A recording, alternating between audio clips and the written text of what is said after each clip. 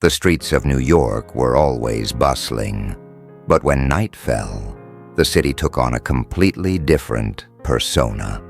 The hurried footsteps echoing under the glow of neon lights, the rush of people trying to get home, all contributed to the ceaseless heartbeat of the metropolis. But in the city's quieter, forgotten corners, another life unfolded.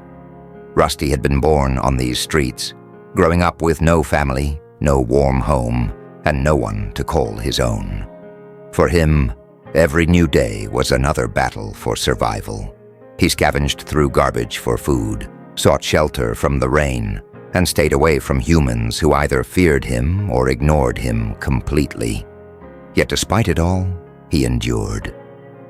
That night, the air was freezing. Snow had begun to fall, covering the streets with a thin white layer. Rusty wandered through the outskirts of the city. He was hungry, but he was used to it. Hunger had become an old companion. Lifting his nose to the wind, he caught a scent, something familiar. His eyes settled on one of the houses at the corner of the street. He knew the family that lived there. Every night at the same time, their lights would go out, except for the small night lamp glowing faintly in the little girl's room. Rusty often found himself pausing in front of this house, listening to the soft sounds inside. The Thompsons had lived in this neighborhood for a few years. Jake and Emily, along with their young daughter, Sophie, led a modest yet happy life. They weren't wealthy, but they cherished what they had. Sophie loved animals and always greeted Rusty on her way to school.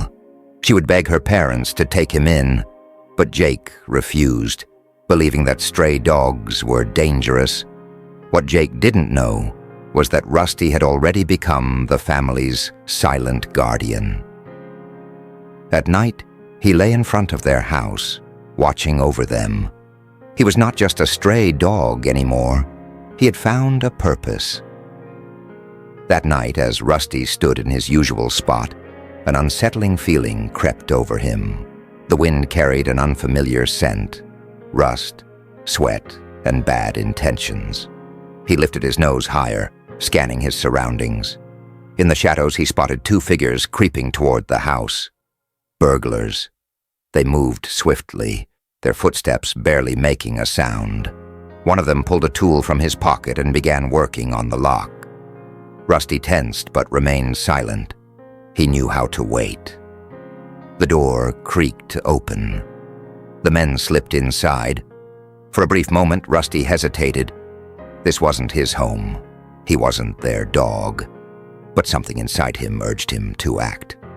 Without making a sound, he slipped through the open door. The burglars were in the living room, rummaging through drawers and cabinets, stuffing valuables into their bags.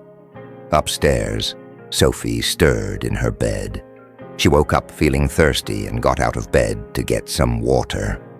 As she stepped into the hallway, she heard a faint noise downstairs. She frowned and took a few steps toward the staircase. At first, she saw nothing unusual, but then her eyes landed on the two strangers in the dim light. Her heart pounded. She took a step back, but her foot caught on the rug, making a small squeak. One of the burglars looked up sharply.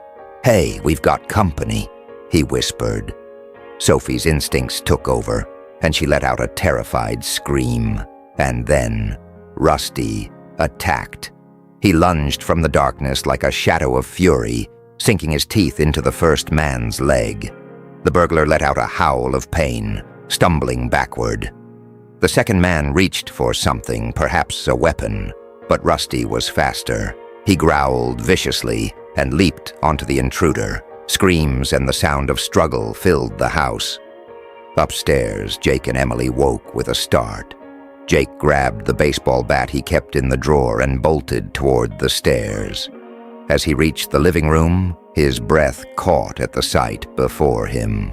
A burglar writhing on the floor, Rusty standing over him, teeth bared, Sophie trembling at the top of the stairs. Jake didn't hesitate. He rushed forward and swung the bat at the second burglar, who tried to flee. But Rusty wasn't done yet. With one final lunge, he clamped his jaws onto the man's arm, bringing him to the ground. By the time police sirens echoed through the street, it was over. Emily had already called for help. The officers stormed in, arresting the intruders while Rusty stood protectively in front of Sophie, his body tense, his fur bristling. Tears streamed down Sophie's face as she hugged him tightly. "He saved us, Daddy. He's a hero." Jake looked at his daughter, then at the dog he had dismissed so many times, a stray, a nobody, yet tonight he had been their protector.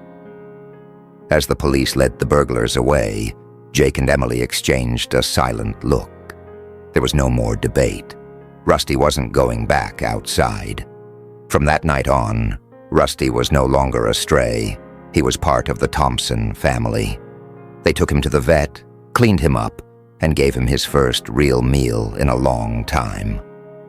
Sophie never let him out of her sight. Rusty had never known the warmth of a home before, but now he had one.